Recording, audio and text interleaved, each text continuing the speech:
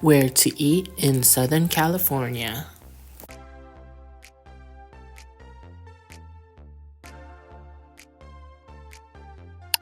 First place we're hitting up is Egg Bread in Buena Park for some egg sandwiches. Over here, they serve egg sandwiches and burritos, and that's what they're known for. As you can see, the line was pretty long and busy. The sandwich I got was a sausage, egg, and cheese. I thought this was pretty good, but the scramble me softly was much better. Both of them was $9, and it was much more flavorful. We also got a side of the beard battered potatoes, and it was perfectly crisp and delicious. Overall, I thought it was pretty good, but I do prefer Flipology over this place. Afterwards, we went to the Source, which is a Korean mall. I wanted to try Old Ferry Donut. This is a well-known donut shop in Korea, and they recently made their way to California. Inside the shop, it was pretty small, but I have to say the atmosphere was very nice, and I do like their display case. What makes their donuts unique is it's much lighter and less sweet. I also had to get their banana milk because it's popular in Korea, and it was really good. This is their pistachio donut filled with buttercream. This is one of their signature donuts, and it didn't disappoint. The pistachio has a nice crunch to it, and the butter was creamy and rich, and to be honest, I never had anything like it.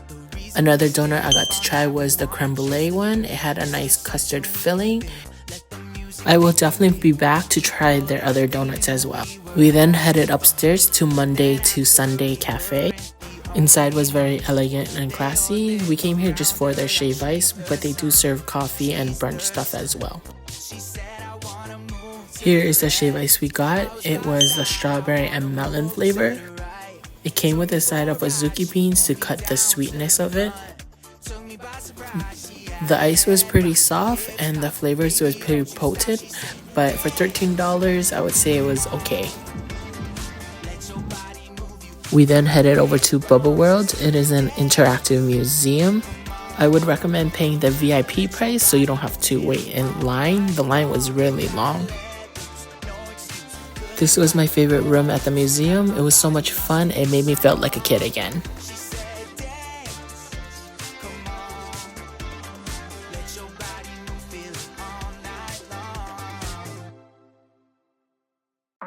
This was the second coolest room at the museum. This is a huge ball pit. Though it was fun, I did smell like feet for a good 30 minutes afterwards.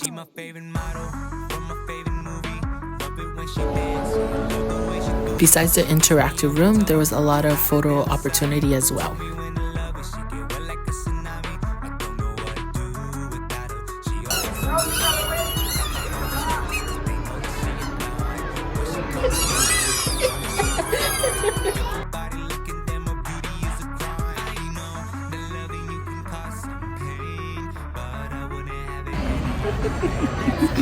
Wait, is it supposed to go over your nose like that? With the VIP package, there is this virtual reality included, or you can pay $5 more. It also included a beverage and lifesavers at the end for the VIP package, so it definitely recommend, or you can wait in this long line. It was just $15 more. Later on that night, we went to Baekjong Korean BBQ in Irvine. It was super crowded and we had to wait for like an hour and a half, so we went to Mitsuwa to eat a little bit. Over here, the banchan selection is pretty decent and there's a variety of them. We did the beef combo set. For a small size, it was around $73.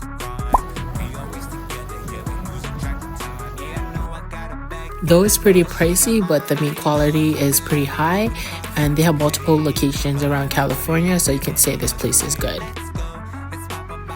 The meat is good, but this fried mandu was not good. I would not get this again. It also came with a soup. I would recommend coming here with more than 2 people because it is way too much food, and I think this could feed a party of 3 or 4 for a small. Next morning, we went to Phin Smith. It is a popular coffee shop. Every time I come here, the line is very long, but the line moves very quickly. They do have a better system than Starbucks, I have to say.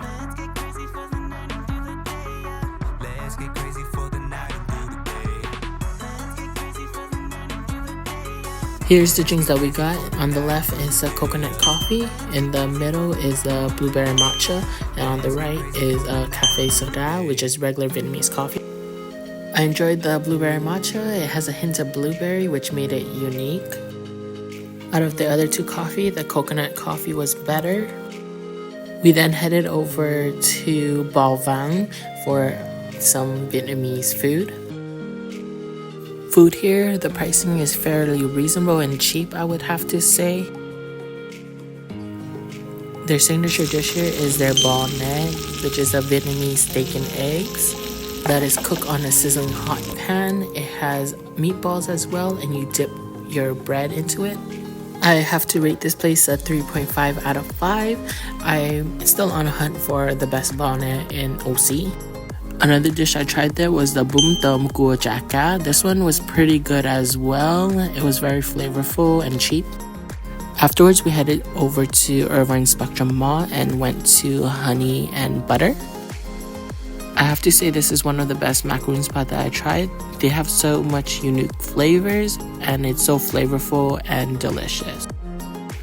This is their Fruity Pebbles. I like the little crunch to it and it's one of my favorites here. This is my first time seeing it here. This is their strawberry yuzu and I really enjoyed it as well. Another macaroon that we tried was their butter mochi. As you can see, there's a piece of mochi inside as well. This was really good and unique. As if that wasn't enough desserts, we went to Wanderlust Creamery. Their first location was in LA and they recently opened one in Irvine. All the flavors are all around the world, which makes it unique, and also enjoyed the flavor and how rich and creamy it was. Here is the flavors that I got. I would say the Australian pavlova was my favorite. I would definitely be back to try other flavors because I loved it so much. After the desserts, we went to Crystal Cove State Park. I really love this place, but the parking for $20 is kind of expensive. They do hourly parking, but you have to download an app, and over here there's no signal, but the views is amazing. After chilling on the beach for a few hours, we needed a small snack, so we went to a Crystal Cove. This restaurant was very beautiful and it's just a few minutes away from the beach. I have to say the only downside of this place was their slow service. Other than that, we enjoyed this place. To start off, we got the spicy yellowfin tuna on a bed of fried eggplant with little green eggs on tops. It burst with flavor. For drinks, we got a wild strawberry on the right with Prosecco, vodka, lemon juice, and strawberry. And I got the I'll Be Your Huckleberry. It's basically like a Moscow Mule with huckleberry syrup. Last item we shared was the fancy pizza, which has pesto, burrata, prosciutto, arugula, honey, and aged balsamic. This was really good. I wish we were able to try other dishes, but we had dinner plans that night. Passing the restroom, I noticed there was a photo booth, so we wanted to try it out. It was free and the picture quality was very nice, and it also comes with digital copy.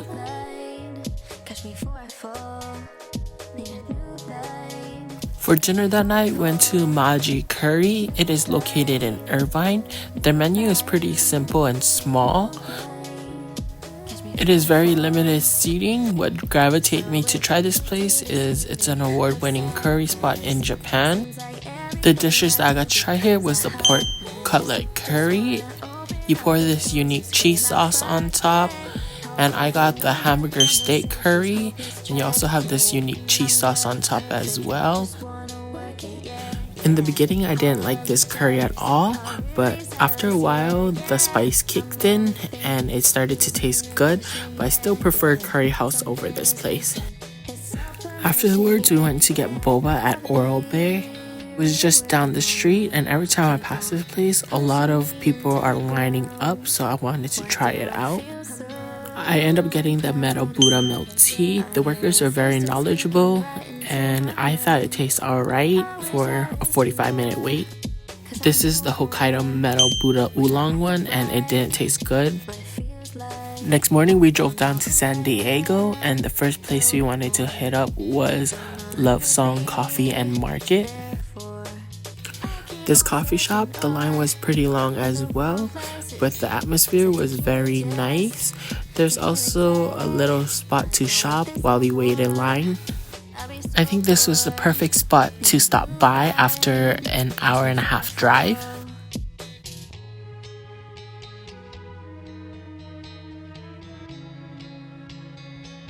The drinks that we got here was the Wild Child and the Jack Johnson. I thought the matcha was good, but the coffee, I heard it wasn't that great. For lunch that day, we went to Oscar's Mexican Seafood. Inside, we were packed like sardines, and it was a really small, tight area and very limited seatings. The wait for the food was around 20 minutes, even though it was packed, and this is the tacos that we got. Besides the fish tacos I had in Cabo, I would say this is my second favorite spot for fish tacos that I had in my life. I have to say the smoked fish taco was my favorite. Then I would say the battered fish taco. And the third would be the surf and turf. All of them was really good, but the smoked fish taco stand out the most. Would I come back again? The answer is yes, and I would have to say this was my favorite meal this trip around in San Diego. After that amazing lunch, we went to Wipeout Beach. It is located in La Jolla. I really enjoy this spot, and it's a perfect spot to rest for a few hours to digest. After we made room for our bellies, we went to Hinar Dessert Bar and Cafe. The desserts here looks amazing and the cafe alone looks really aesthetic. I really wish there's something like this in OC because I would love to do my work here. Over here there's a lot of seatings, there's even outside seating and there was a whole room in the back. Even the number they gave you was aesthetically pleasing. The desserts we got was a lemon poppy. I thought this one was alright. It was a little bit too creamy and not a lot of cake. And we also got a Biscoff Tres Leches. The Tres Leches part was really good, but the rest was just decent as well. So overall, I thought this was a nice place, but I don't think I would eat here again. And for the last food stop of this video, we went to Underbelly. It is a well-known ramen shop in San Diego. I heard the food was good and I really like the neon lights here, so I wanted to give this place a try. For drinks, I got the Cow Pikachu. I thought it was really good and refreshing. This is their Underbelly ramen. It has tonkatsu broth, soft-boiled egg, char siu, and adobo pulled pork. I got the Belly of the Beast ramen. This one is similar, but it has oxtail dumpling and hoisin glazed short ribs. For appetizers, we got the beef gyoza. It was much better than Baekjong, and I would recommend these 3 items due to their popular items. Overall, I did enjoy Underbelly, and I would definitely come back again if I'm in San Diego. If you enjoyed this video, please like and subscribe. Until the next.